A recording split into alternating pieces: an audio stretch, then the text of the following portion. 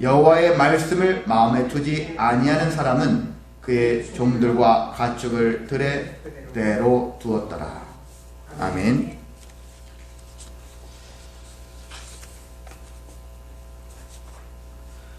오늘은 의로우신 하나님에 대해서 함께 말씀을 나누려고 합니다. 초기에 제가 한번 말씀드린 적도 있는데, 이제 바로에 대해서 세상에서 가장 미련한 사람은 고집을 피우는 사람이라고 말씀을 드렸죠. 특히 하나님 앞에서 고집을 피우는 자, 그런 사람들은 고집불통이죠. 그 사람들은 고집을 피우면 피울수록 손해밖에 없다라는 사실들을 깨닫지 못하기 때문에 계속해서 고집을 피우게 되어 있습니다. 자, 그렇다면 우리가 왜 고집을 피울까라는 생각을 해봤을 때, 오늘 말씀에 또 바로라는 사람의 특성을 놓고 봤을 때 두 가지 특성이 있습니다. 그것은 뭐냐면은 삐뚤어진, 잘못된, 왜곡된 종교적 신념과 그리고 정치적 신념이 있다는 것입니다. 제가 흔히 그렇게 얘기하거든요. 정말 사람 바꾸기 힘든 사람이 있는데 지나치게 종교에 빠진 사람, 지나치게 어떤 사상에 빠진 사람, 이런 사람들은 힘들다겠어요. 그런데 신앙을 가진 자가 사상까지 같이 가진 사람은 진짜 구제불능이다 라고 할 정도로 그 사람을 바꿔나간다는 것은 엄청나게 어려운 일입니다. 그래서 신앙을 가진다, 종교적인 신념, 사상적인 신념, 이게 나쁜 건 아니거든요. 바른, 좋은, 옳은 것들을 가지고 있으면 괜찮아요. 근데 때로는 극단적으로 치우침으로 인해서 어떤 사상과 종교의 잘못된 극단적인 것 치우침으로 말미암아서 잘못된 생각에 빠지게 되어지면은 거기서 헤어나오지 못합니다. 하나님 불러도 응답하지 않습니다. 고집을 피웁니다. 왜? 내 생각이 맞거든. 내 생각이 맞기 때문에 그 어떤 분이 올지라도 마음이 바뀌어지지가 않는 것입니다. 우리 주변에 가끔 그런 사람들을 만날 수가 있거든요. 아무리 해도 설득을 해도 고집불통인 사람이 분명히 존재합니다.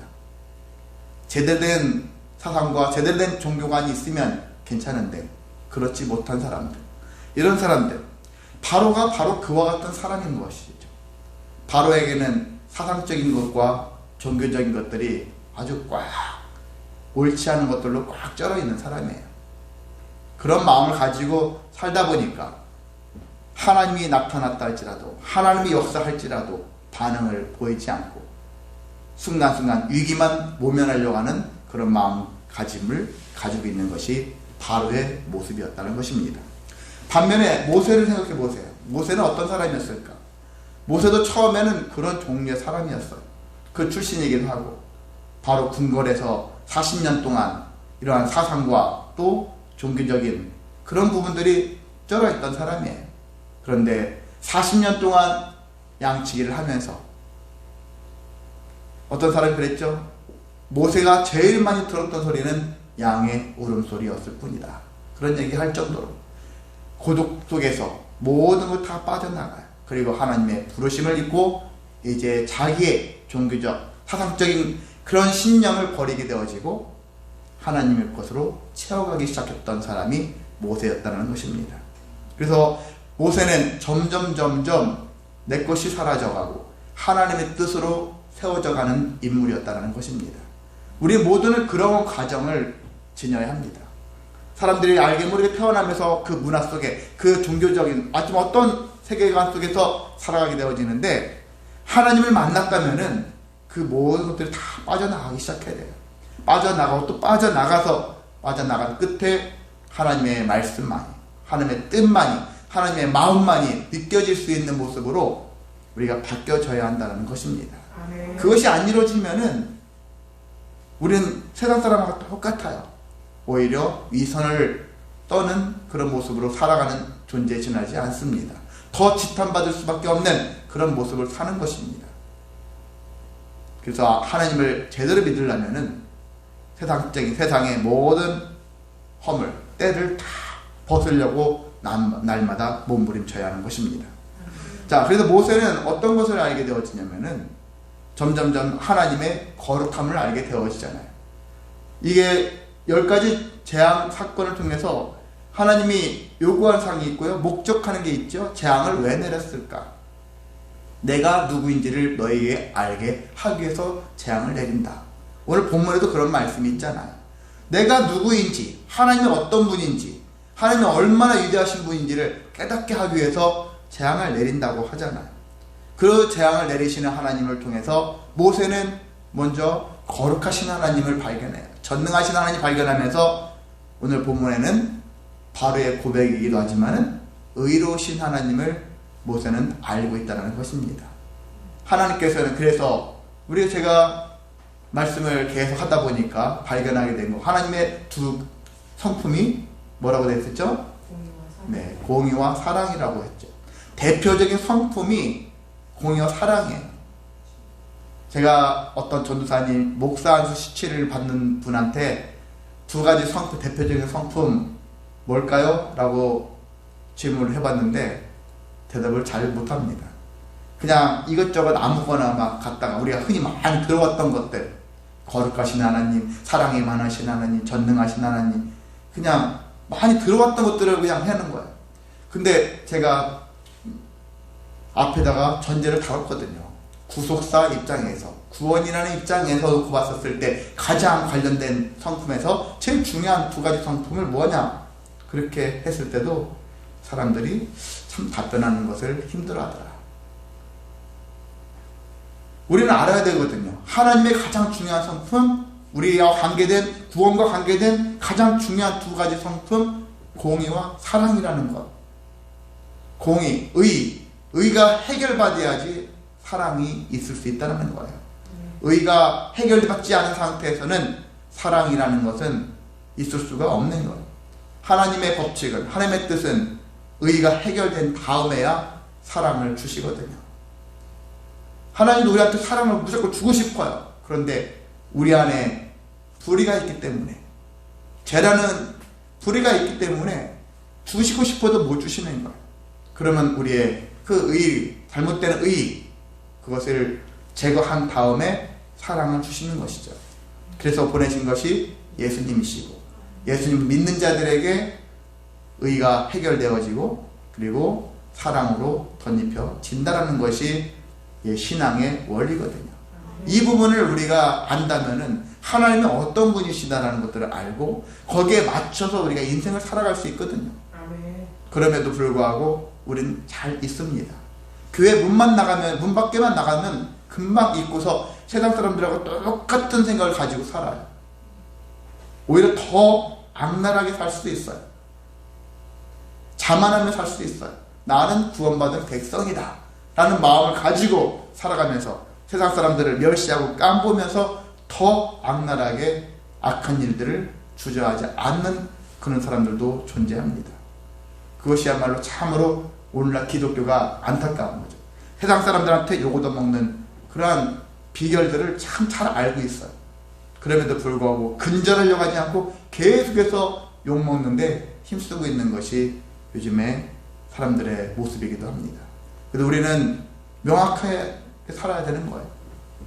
하나님의 공의와 사랑이 많으신 하나님의 그 섭리에 따라서 우리는 빨리 나의 의를 세워가고 그리고 해결받고 사랑으로 말미암아서 그 은혜로 살아갈 수 있는 힘을 갖춰야 하는 것입니다. 자, 그래서 오늘 7번째 재앙에 대한 얘기들을 나누고 있는데요. 7번째 재앙은 우박이라는 재앙을 내린 것입니다. 우박이라는 재앙을 내리기 전에, 항상 재앙을 내리기 전에 하나님이 모세를 통해서 그리고 또는 아론을 통해서 그 재앙이 어떤 형식으로 발현이 되어지죠. 오늘도 마찬가지거든요. 하나님이 13절에 보니까 모세에게 아침에 일찍 일어나서 바로에게 가가지고 어떤 재앙이 임하게 될 것이다 라는 사실들에 대한 것들을 얘기를 하고 있어요. 그러면서 내 백성을 보내라. 그들이 나를 섬길 것이다. 이렇게 하기 때문에 이렇게 얘기를 하면서 이번에는 모든 재앙을 너와 내 신하와 내 백성에게 내려서 온 천하에 나와 같은 자가 없음을 내가 알게 될 것이다 그런 얘기를 하고 있어요.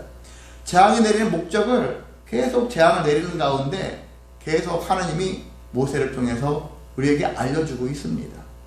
재앙이 내렸다. 그 여러분은 어떤 생각 들을까요? 아, 하나님이라는 분이 이런 지금 일을 하시는구나. 그 속에서 내가 어떤 마음과 어떤 행동을 해야 될 것인가 돌아보자. 하나님은 어떤 하나님을 믿어야 되겠는가? 어떤 하나님을 발견해야 되겠는가? 이런 마음을 가지고서 접근을 해야 하는 것입니다. 근데 하나님이 이런 말씀을 하시면서 뭐라 하냐면 내가 손을 펴서 돌림병으로 너와 내 백성을 쳤더라면 네가 세상에서 끊어졌을 것이나 내가 너를 세웠으면 나의 능력을 내게 보이고 내 이름이 온 천하에 전파되게 하려 했다라고 다시 말씀을 하고 있습니다. 하나님이 그동안 능력이 조금밖에 안 돼가지고 겨우겨우 한 사건을 딱 재앙을 일으키고 그냥 또 흐지부지 사라지고 그냥 이런 식으로 하신 분이 아니라는 거예요. 내가 마음만 먹으면 단번에 너의 목숨을 단번에 끊어낼 수 있는 전능하신 하나님이다. 네 목숨뿐만이 아니라 너의 가족들이나 너의 백성들 모든 것들을 단번에 다 뒤집어 엎어버릴 수 있는 전능한 하나님이다. 그럼에도 불구하고 너를 지금 6번째 재앙을 지나서 7번째 재앙에 이르기까지 너를 살려줬다. 너를 세웠다. 여기 세웠다라는 얘기를 하고 있어요. 너를 세웠다. 세웠다는 말 달리 얘기한다면은 너를 쓰고 있다. 너를 사용하고 있다. 그런 의미로 생각할 수가 있습니다. 당장 너를 쳐다낼 수도 있지만은 기회를 준다라는 의미도 있는 거예요. 하나님은 인내하신 하나님이거든요. 기다릴 수 있는 하나님이시거든요. 한 번 가능하면 기회를 주는 것을. 그런 하나님이라는 얘기입니다. 그래서 하나님께서는 너를 쓰기 위해서 너를 지금 세워놨다라는 것을 얘기를 하면서 나는 네가 생각하는 것보다 비교할 수 없을 엄청난 능력의 하나님이다라는 사실들을 네가 알기를 바란다는 그런 의미로 말씀하고 있습니다. 그랬는데 바로는 어떻습니까? 그동안 네가 여전히 내 백성 앞에서 교만했다. 너는 계속해서 지금까지 6번째 재앙까지 보니까 교만했고 앞으로도 계속 교만할 예정이죠. 교만해서 그들을 보내지 않았다. 그렇게 얘기를 합니다. 그러면서 다시 한번 또 기회를 주죠. 6번째 재앙 때도 마찬가지였는데 다시 한번 기회를 줘서 내일 이맘때 되면은 18절에 무거운 우박을 내릴 것이다. 무거운 우박이 뭘 의미할까요? 죽일 수 있는 우박을 내린다는 거죠. 작은 우박이 아니란 얘기죠. 그래서 살생할 수 있는 그런 우박이 내릴 수 있다는 것입니다. 내리게 될 것인데 지금까지 애굽에 우박이 이렇게 내린 적이 역사적으로 없었다 할 정도로 엄청난 무거운 우박들이 내릴 것이라는 얘기입니다. 자, 그래서 하나님께서는 이러한 재앙 가운데 재앙의 틈틈 사이에 은혜의 시간들, 은혜의 기회를 주고 있어요. 여러분의 삶도 마찬가지입니다. 살면서 내 삶이 지금 재앙을 당하는 것 같은 느낌이 들 때가 있어요. 그런데 무조건 그 100% 다 재앙이 아니라는 것. 그 사이사이를 잘 빈틈을 놓고 보면은 하나님께서 그 사이의 빈틈에 우리에게 은혜의 시간, 은혜의 공간, 은혜의 기회를 얼마나 많이 주고 있는지를 발견할 수 있어야 합니다. 아멘. 젊은 사람들은 발견을 못하잖아요. 어린 아이들일수록 더 못해요. 그래서 뭐 한 가지가 막히면 삶이 다 막힌 것처럼 돼버려가지고 좌절하고 낙심하고 절망하고 포기하거든요. 근데 삶을 조금 살아본 사람은, 그리고 신앙이 좀 깊어진 사람들은 그게 아니다는 사실을 알죠. 이게 막힌 곳이 아니라는 거. 이 이후에 아니면 다른 곳에 얼마든지 하나님의 은혜의 기회 장소가, 시간이, 모든 것들이 다 놓여져 있다는 사실들을 우리는 알 수가 있는 것입니다. 아멘. 성도는 그걸 발견하는 거거든요. 아멘. 주어진 것만 가지고 살아가는 것이 아니라 그걸 발견할 수 있는 힘을 키워야 되는 것이거든요. 아멘. 그래서 여러분, 그 성도는 힘든 일이 생길지라도, 고난이 올지라도 좌절만 하지 않고 하나님께서 어떻게 역사하시는지를 기대하면서 바라보고 소망하며 나아가면 반드시 보여주시고 또 은혜의 길로 우리를 인도하십니다. 아멘. 그런 것들을 찾아 나가시길 소망합니다. 아멘. 자, 그래서 이렇게 계속 얘기하면서 이제 사람이나 짐승이나 들어있는 것들은 다 죽는다. 당연히 죽겠죠. 사람이, 짐승도 죽겠는데 사람도 맞으면 죽겠죠. 당연히. 들어있는 것들은 다 죽는다. 근데 여기 보니까 그게 있어요. 바로의 신하들 중에 하면서 20절에 바로의 신하 중에 여호와의 말씀을 두려워하는 자들이 있었다라는 거예요. 조금씩 마음에 이탈자들이 생기는 거죠. 지금까지 보니까 6번째 재앙을 지나다 보니까 우리에게 남는 게 없어요. 재앙이 임할 때마다 우리 계속 고통스러웠어요. 그리고 보니까 모세가 말한 대로 다 이루어지고 있어요. 하나님이라는 분이 누군지는 모르겠지만, 하나님이라는 신이 누군지는 모르겠지만 이번에도 재앙이 내릴 것이고 우리는 또 재산을 잃을 수도 있다. 그런 마음이 드는 거예요. 죽기도 할 수 있다는 것들을 느끼는 거예요. 그래서 그들은 여호와의 말씀을 두려워하는 자들은 그 종들과 가축들을 집으로 들였다라는 얘기를 하고 있어요. 그럼에도 불구하고 어떤 사람은 끝까지 바로와 같은 사람들이죠. 고집 부리는 사람들이 있어요. 여호와의 말씀을 마음에 두지 않는 사람들은 그냥 야 종들 그냥 나가서 그냥 오늘도 목양해, 가축 쳐, 이렇게 하는 거예요. 그 종들하고 가축들은 다 죽겠죠. 당연히. 마음이 완고한 사람, 죽으면 종들이 죽는 거지 내가 죽는 건 아니니까. 마음이 얼마나 완악한 사람들입니까? 행여나 종들이 다치지 않도록 가축이 그냥 피하면 얼마나 좋을까요? 오늘 하루 정도 안 나갔다고 무슨 일이 생기는 것도 아닐 텐데, 하나님의 그러한 말씀을 마음에 두지 않는 그런 자들이 오늘날도 너무 많죠. 아무리 외쳐도 듣지 않는 사람들이 존재합니다. 그러한 답답한 사람들이 분명히 존재하거든요. 근데 한편으로는 그 생각해 봅니다. 그럼 이들은 여호와의 말씀을 마음에 두고 종들과 가축들을 이렇게 우리에다가 넣은 사람들은 믿음이 생긴 것일까? 그렇지 않죠. 그렇지 않습니다. 그들이 순종한 것은 하나님이 중요하고 하나님이 위대해서가 아니에요. 그것보다는 종들과 가축이 더 소중하기 때문에, 이것들을 더 지키고자 하는 마음 때문에, 혹시나 그래도 몰라서 이런 마음이 큰 거예요. 믿음이 발동한 게 아니에요. 믿음이 생겨진 게 아니에요. 혹시나 마음의 중심이 하나님에 있지 않고 믿음에 있지 않고 종과 가축들에게 터 있던 거예요. 이것들을 지키고자 하는 마음, 이런 마음들이 그렇게 할 수 있었다는 것입니다. 그런데 그렇다 할지라도 그건 좋은 선택이었다라는 것이거든요. 좋은 선택이에요. 그래서 여러분들이 세상 사람들 중에, 믿지 않는 사람들 중에서도 좋은 선택을 하여서 은혜를 받는 사람들이 있어요. 하나님의 은혜를 받는 사람들이 존재합니다. 믿음을 가진 자들만이 하나님의 은혜를 주시는 건 아니거든요. 믿음이 없어도 때로는 말씀대로 한번 순종을 해보는 사람들이 있거든요. 순종을 시도해보는 사람들이 있습니다. 그렇게 하는 자들에게도 가끔은 은혜의 콩고물이 떨어질 때가 있거든요. 근데 그 콩고물을 받았다면 본격적으로 하나님께 중요한 것을 받기 위해서, 구원이라는 중요한 것을 받기 위해서 몸부림치며 나가야 되는데, 어떤 사람들은 콩고물만 떨어지는 것을, 다른 건 필요 없고요, 콩고물만 주세요, 이렇게 생각하면서 나가는 사람들이 있죠. 그것 또한 결국은 어리석은 것이죠. 도박 같습니다. 도박. 어쩌다가 돈을 땄는데 계속하면 최종적인 것은 빈털터리가 되는 거예요. 다 잃고 때로 빚까지 지는 거죠. 그렇습니다. 하나님께서 은혜를 받았다면 그 은혜를 이어서 구원의 은혜까지 이르기까지, 하나님의 자녀의 백성의 삶에 이르기까지 그렇게 나아가야 되는데, 그걸로 멈추고 더 이상 주님께 나아가지 않는 사람들이 있다는 것이거든요.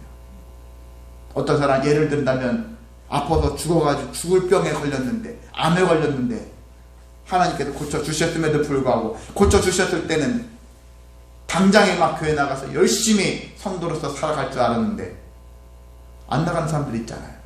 예를 든다면. 그럼 나중에 그 사람이 결국은 어떻게 되겠을까요? 구원받지 못한 인생을 살겠죠. 이와 같은 모습들이 존재합니다. 그래서 우리가 그렇습니다. 믿지 않는 사람들에게도 일단은 하나님의 말씀을 선포해야 되는 이유가 있어요. 일단은 지금 닥친 환난, 닥친 재앙 피할 수 있는 기회를 주는 거예요. 당장. 그 다음에 계속해서 구원의 은혜를 받기까지 계속 말씀을 전해야 되겠죠. 그리고 그들도 마음의 강박감을 깨트리고 정말 주님 앞에 무릎을 꿇고 꺾어진 마음을 가지고서 자복하는 마음을 가지고 하나님께 나아가야 하는 것입니다. 이런 과정들이 이루어지면 얼마나 좋겠습니까? 많은 세상은 그렇게 호락호락하지 않죠. 많은 사람들이 닫힌 마음을 가지고 사는 사람들이 참 많습니다. 왜곡된 마음을 가지고 사는 사람들이 많아요. 아까도 제가 종교적인 사상적인 얘기를 꺼낸 것처럼 이것에 쪄들어가지고 정상적인 마음을 가지고 하나님 말씀도 보지 못하고 순종하지 못하는 그러한 어리석은 성도들도 존재합니다. 우리는 그걸 깨트려야 돼요. 그것들이 깨져야지 하나님의 뜻을 알 수 있거든요. 하나님의 마음을 알 수 있거든요. 우리의 마음을 가지고 어떻게 하나님 마음을 안다고 하겠습니까? 이렇게 배워야 하는 것입니다. 자, 모세가 이제 실제 하나님이 시킨 대로 했어요. 하늘을 향하여 지팡이를 들었어요. 그랬더니 하나님께서 우레소리, 우박 보내셨고 때로 불도 내리셨어요. 불이 내려서 땅을 막 달리게 하셨다. 생각해보세요. 지금 어떤 상황인지. 우박만 내는 줄 알았더니 우레소리, 우박, 불, 완전히 종말의 시대 같은 그런 느낌이 들었을 거라고 생각이 듭니다.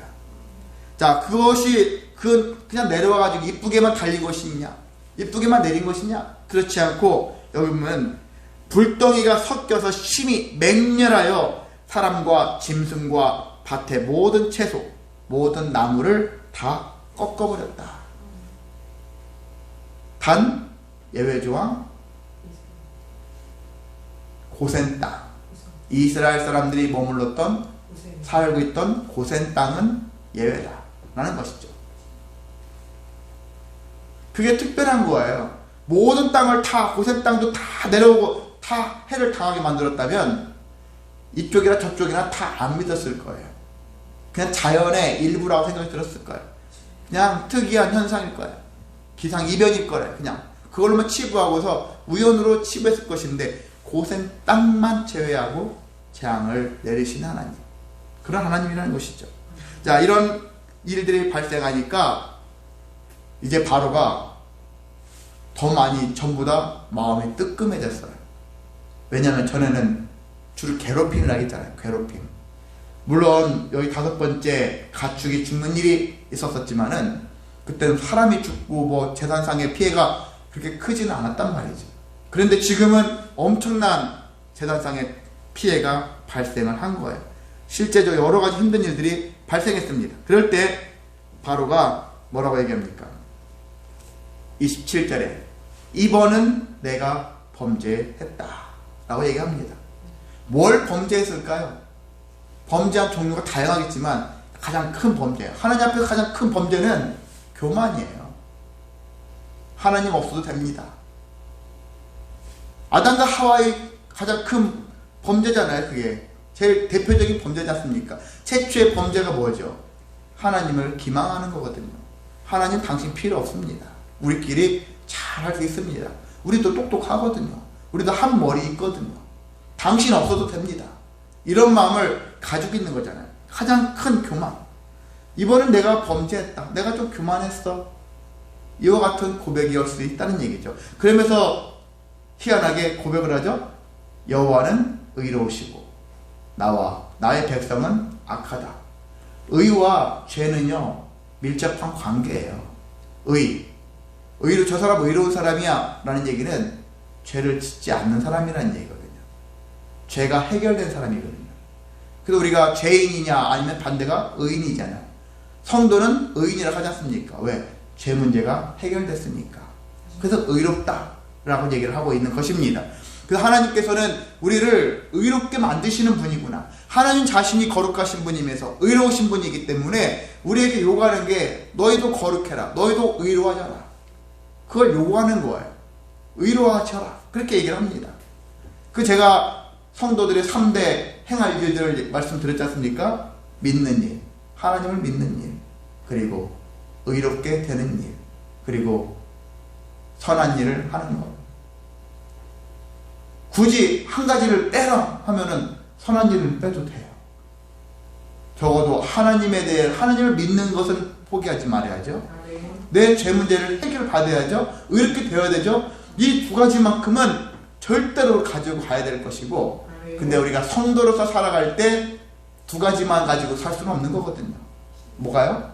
남들과 함께 살아야 되잖아요. 그걸 어떻게? 선한 일을 해서 살아야 하기 때문에, 그래서 하나님을 믿는 일과 죄를 해결받은 의로운 일과 남들을 돕는 선한 일. 근데 최고의 선한 일을 제가 뭐라고 했을까요? 기억하십니까? 네, 복음을 전하는 거라고 했어요. 왜? 살리는 일이니까. 남을 살리는 거예요. 남을 형통하게 만들어주는 일이니까 최고의 선행이 아니겠습니까? 누구에게 뭐 돈으로 많이 주고 어떤 거 맛있지 몸으로 떼어주고, 그것도 아름다운 일이지만은 최고의 선은 복음을 전하는 일이다. 왜? 그 영혼을 살리는 일이니까. 이런 마음을 가지고서 우리가 살아야 하는 것입니다. 이 바로가 그나마 이걸 깨달았다는 것만으로도 참 감사하구나. 그런데 안타까운 것은 이것을 더 진지하게 깨달았어야 되는데 또 위기만 모면하는 깨달음이에요. 위기만 그냥 지나가는 거죠. 빨리 이 기회가 지나갈 수 있도록. 그래서 하나님에 대해서 의로우신 하나님이라고 바로가 고백을 했다 하지만 이건 믿음의 고백이 아니에요. 바로도 종교인일 수 있어요. 종교인. 왜? 종교와 밀접한 사람이거든요. 자기가 또 신이라고 여기는 거잖아요. 바로는 꼭 신이라고 우상화되어 있으니까. 그러니까 모든 것들 다 종교잖아. 다 종교적인 성향을 가지고 있으니까. 그래서 여호와라는 신도 의로운 신이구나. 의를 중요하게 여기는 신이구나.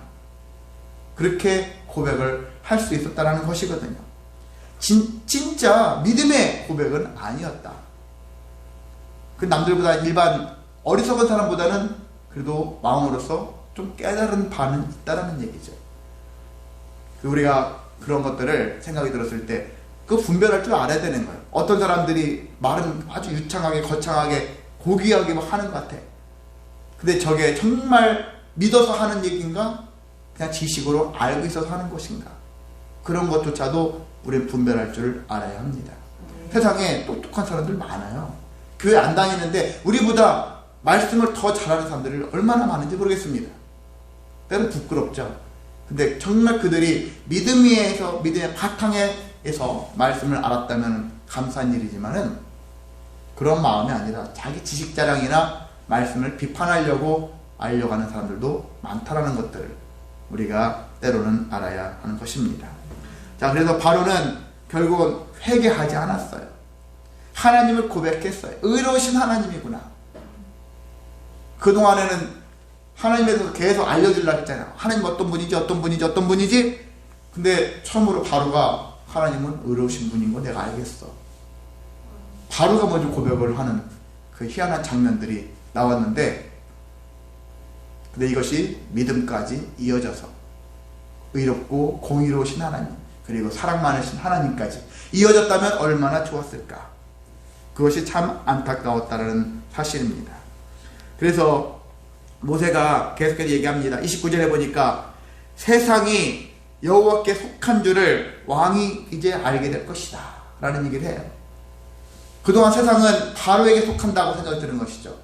이집트, 대한민국 대충 예전부터 보면 왕에게 속한 자들, 백성들은 왕의 자산인 것처럼 그렇게 얘기하잖아요. 근데 세상은 왕에게 속한 게 아니라 하나님께 속했습니다.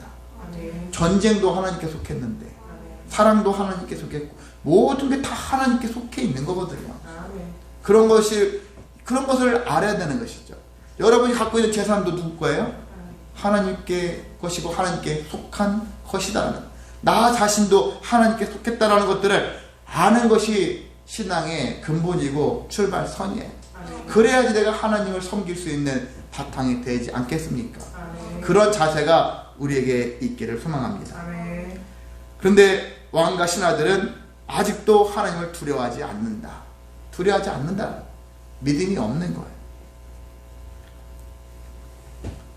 그래서 어떻게 되겠습니까? 10장에 보면은 8번째 재앙이 메뚜기가 이제 메뚜기 재앙이 오죠.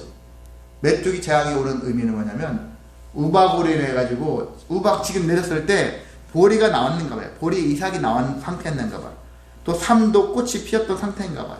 그랬는데 아직 밀과 여기 보면은 쌀보리는 땅에 묻혀있는 상태, 바깥에 못 나온 상태예요.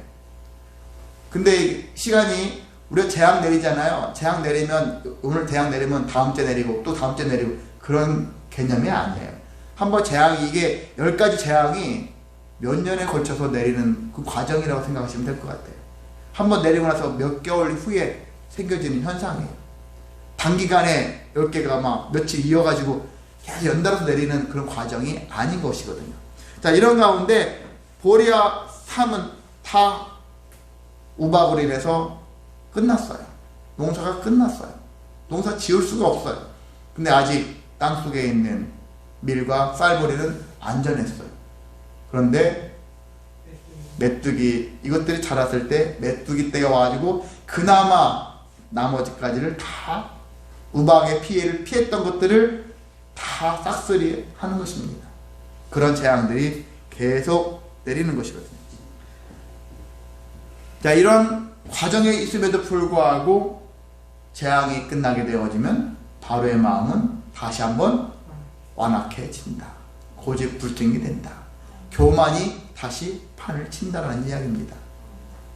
공의 하나님, 정의한 하나님, 의로우신 하나님 그렇게 고백해놓고서도 여전히 죄 가운데 돌아가는 인생들이 우리의 모습일 수도 있고 우리의 주변 사람들의 모습일 수도 있습니다. 그래서 우리는 그렇습니다. 하나님을 상실한 자들에게는 계속 교만이 나올 수밖에 없다. 하나님을 상실한 자들, 우리 주변에 많을 수 있어요. 교회 다니는 사람들 중에서도 하나님을 상실한 채 다니는 사람들이 있어요. 그러면 교만이 나올 수밖에 없고 의를 상실하게 되어지고 죄인의 불의를 저지르는 인생을 살아갈 수밖에 없습니다. 하나님에 대한 징계를 계속 받고도 부끄러울 줄 모르고 계속해서 죄 가운데 거하는 인생을 살아가는 것이 우리의 모습입니다. 그래서 우리는 그렇게 되어지면 징계는 점점 커지고 우리가 정말 소중히 여기는 것들을 더 많이 잃게 될 수밖에 없습니다. 징계가 무서워서 여러분이 하나님을 믿는 신앙이 아니라 하나님의 그 은혜가, 하나님의 그 사랑이 너무 고파서 하나님께 영광 돌리기 위해서 하나님을 더 잘 믿어가는, 그래서 우리가 다른 사람들이 힘들어할 때 우리가 그들에게 주의 복음을 가지고서 함께 하나님께 영광 돌리기를 소망하는 그런 마음을 가지고 저와 여러분이 하나님을 잘 믿는 그런 신앙의 삶을 살아가기를 주님의 이름으로 소망하고 축복합니다. 아멘. 기도하겠습니다. 사랑 많으신 하나님 아버지 감사를 드립니다.